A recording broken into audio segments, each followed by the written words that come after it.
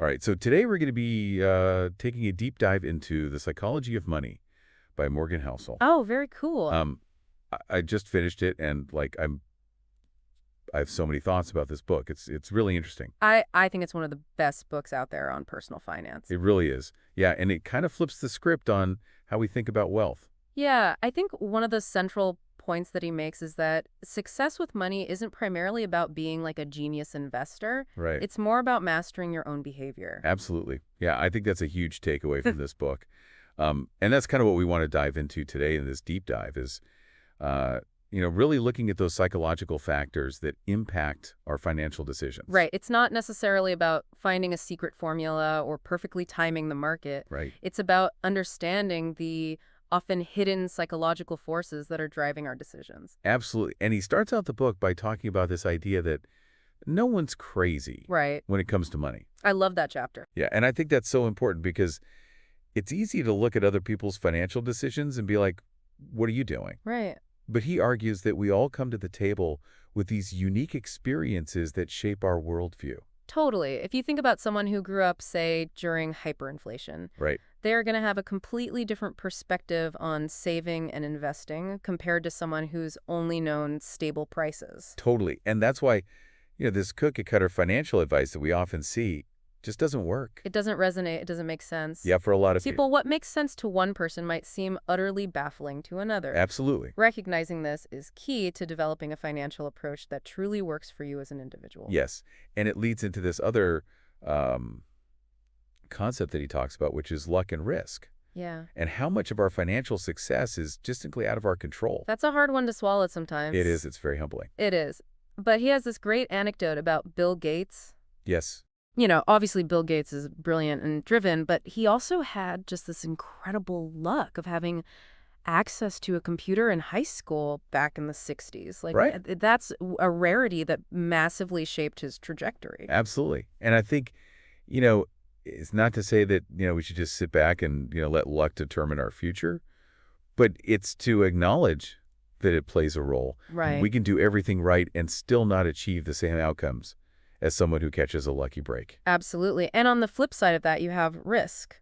Yes. Even with the most meticulously crafted financial unforeseen circumstances can throw everything off course. Life happens. Life happens, exactly. Yeah. And understanding this inherent unpredictability is key to managing expectations and not, beating yourself up when things don't go according to plan. Yeah.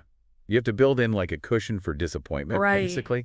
And that kind of leads us to another concept that he talks about, which is this idea of never enough. Oh, yeah, this is a big one. He says that defining enough for yourself Yeah. is crucial, not just financially, but for your overall well-being. I think that's so important, and it's something that a lot of people struggle with because we live in a society that constantly tells us that we need more. Yeah, we always have to be striving for the next thing. Right, but Morgan Housel dives into how even the wealthiest individuals can fall prey to greed and this relentless pursuit of more. Yeah, and that can lead to some pretty disastrous outcomes. It can.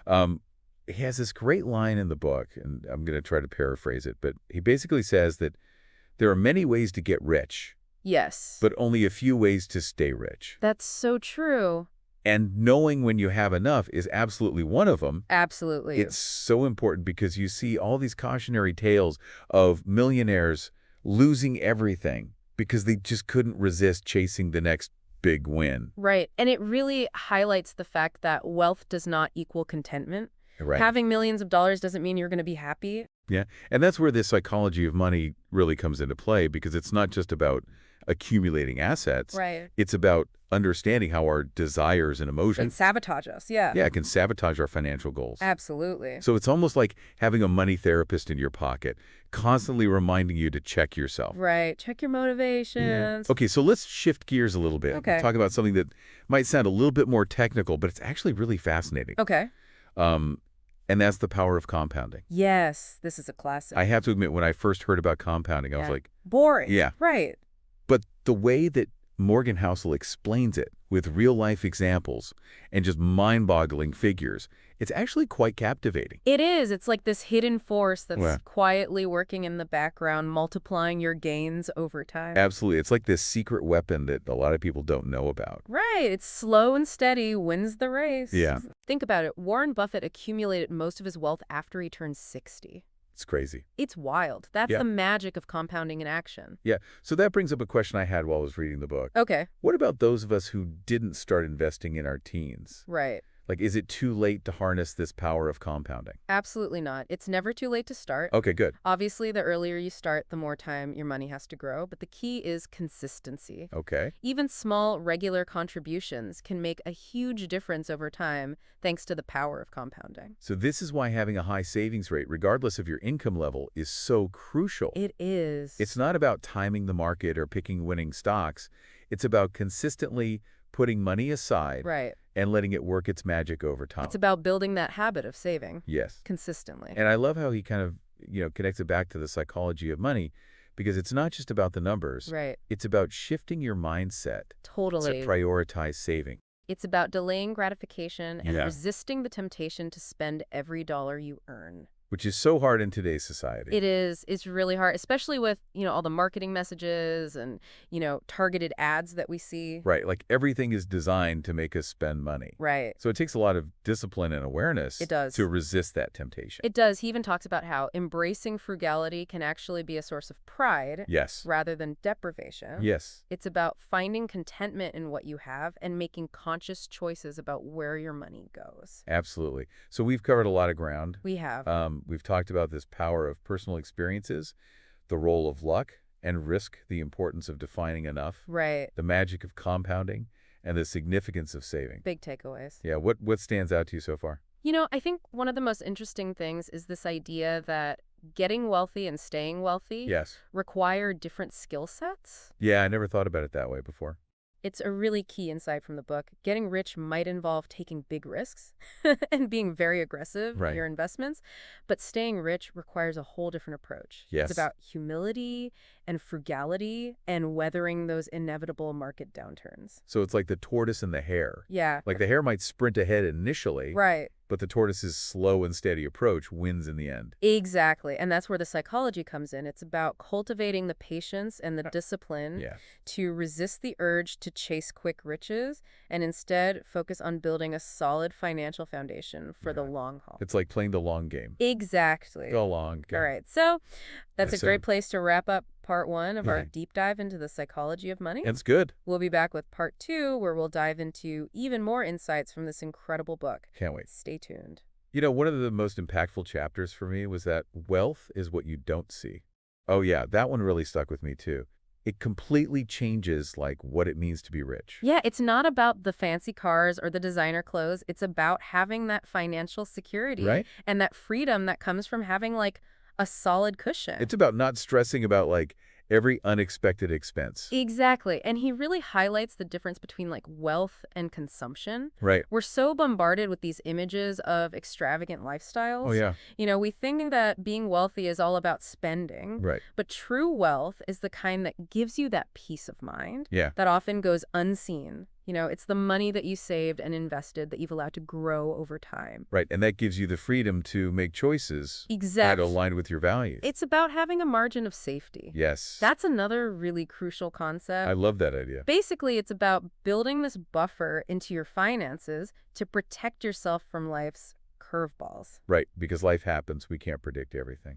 Exactly. So whether it's, a sudden job loss, a medical emergency, Global a pandemic. global pandemic, Right. having that cushion allows you to make decisions from a place of strength, not desperation. Yes. It gives you that flexibility to take risks, pursue those opportunities, and navigate challenges without constantly worrying about the financial fallout. Right. It's about having options. Exactly. Yeah. And, as we go through life, our financial goals and priorities change. For sure. What we might crave in our 20s is totally different Right? from what brings us fulfillment in our 40s or 50s. Yes. He encourages us to kind of adopt this flexible approach to financial planning, recognizing that what matters now Right. might not hold the same weight down the road. Right. It's about having a framework that can adapt Yeah, rather than rigidly sticking to some plan that exactly. no longer serves us. It's also about understanding that, those financial gains rarely come without a cost. Right, Nothing's free. right. Every investment has some risk, and every reward requires some sort of effort or sacrifice. Yeah. He's pretty blunt about the fact that there's no guaranteed return. Right. We need to be wary of those get-rich-quick schemes. Right. Those promises that sound too good to be true. Yeah, if it sounds too good to be true, it probably is. It probably is. He also talks about the seductive nature of pessimism, Oh, that's interesting. especially when it comes to money. Why do you think we're drawn to negativity? I think it's because we're wired to overestimate the likelihood of negative events. Okay. Bad news sells, fear grabs our attention. Right. And it's easy to fall into the trap of believing that the worst case scenario is the most likely outcome. And we see this all the time with media coverage Oh, yeah. on financial doom and gloom. All the time. It's hard to stay optimistic It is. when you're bombarded with, all that negativity. It's hard to see the light at the end of the tunnel sometimes. Yeah. So it's crucial to be aware of this negativity bias. Right. And, he encourages us to take a more balanced view. Yes. Recognize that while risks and setbacks are inevitable, Yeah. so too are progress and growth. Right. It's not all doom and gloom. There's good things happening too. Yeah. And I love that line where he says, pessimism sounds intelligent, Right. but optimism is what gets things I done. love that quote. Me too. It's a reminder that acknowledging those potential downsides is important. Yes. But we shouldn't let fear paralyze us into inaction. Absolutely. We have to take action. We do. And, speaking of taking action, he also cautions against just blindly believing Right. every financial myth or trend that comes along, Right. especially those that, prey on our fears or desires. Oh, yeah. During the pandemic, there were all these, Oh, my gosh. schemes and things popping up. Yeah. And it was really easy to get caught up in that. Right. Fear is a powerful motivator. It is. And people prey on that. Yeah. So we have to be really critical thinkers. Yeah. We need to be able to sift through all the noise and make informed decisions based on solid principles. Right. Not just flashy headlines or emotional appeals. He says that, a lot of financial myths persist because they offer these simple explanations Right. for complex phenomena. Right. It's easier to believe a catchy soundbite than to actually grapple with the nuances of personal finance. Exactly. And I think, we tend to do that in general in life. Right. We oversimplify things. We do. And, particularly with success stories, we attribute wealth to just brilliance or hard work. Right. And we overlook the role of luck, timing, and even privilege. It's not the whole story. It's not the whole story, right? So personal finance is just that Yes. it's personal. It is. What works for one person might not work for another. Yeah. There is no one right way to manage your money. And he challenges this idea that there's a secret formula for wealth Right. that everyone can follow. If we just follow these 10 steps, we'll all be millionaires. Exactly. But it doesn't work like that. It doesn't, and instead he encourages us to understand our own psychology and Right. how that influences our financial decisions. Yeah, I think it's so easy to get overwhelmed by all the conflicting financial advice out there. Oh, for sure. And I find myself constantly second-guessing myself. Right. And I think that's because, a lot of these financial decisions are influenced by our personal experiences and our biases. Right. So you and I could reach very different conclusions, Yes. even when presented with the same information. Right. It's not just about finding the right answer. Right. It's about finding an answer that feels right for you. Exactly. Yeah. Based on your own individual circumstances and your comfort level. And that brings us to a really crucial point. Okay. There is no single financial rule or strategy that applies to everyone universally. Yeah. It's kind of liberating in a way. It is. It takes the pressure off. Yeah. You don't have to follow some cookie cutter approach. Right. You can find what works for you. Exactly. And that's why I think focusing on the psychology of money is so powerful. Yeah. It's not about memorizing these rules or mastering complex formulas. It's about understanding your own motivations, Right. your biases, and how you react in different financial situations. It's almost like, personal finance is a journey of self-discovery.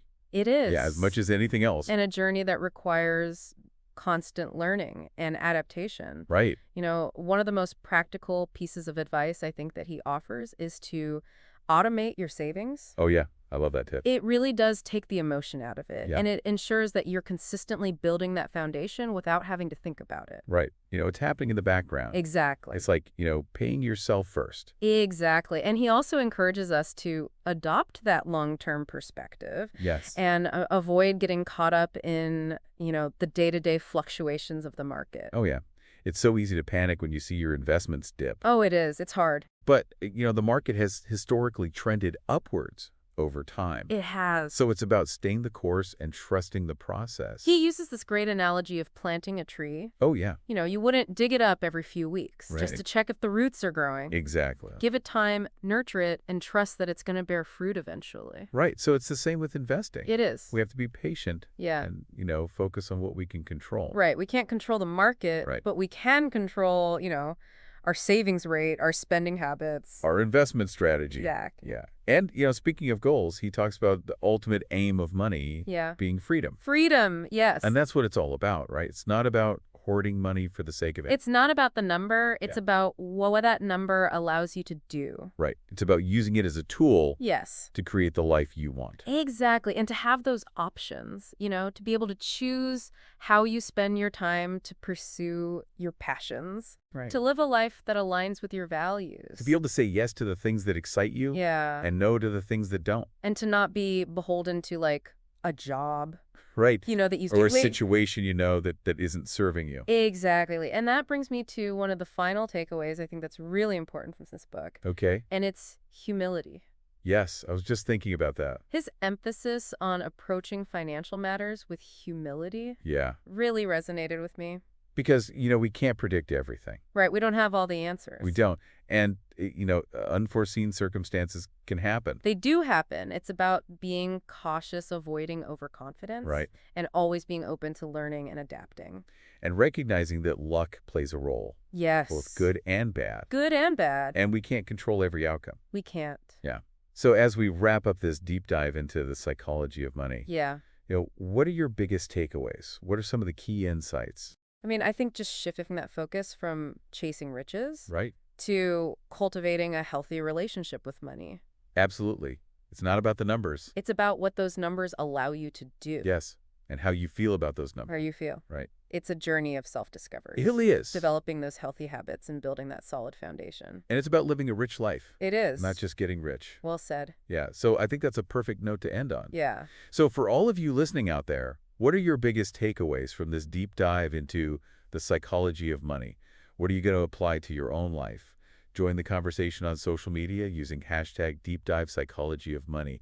We'll be sharing our reflections and answering your questions. Until next time, keep diving deep.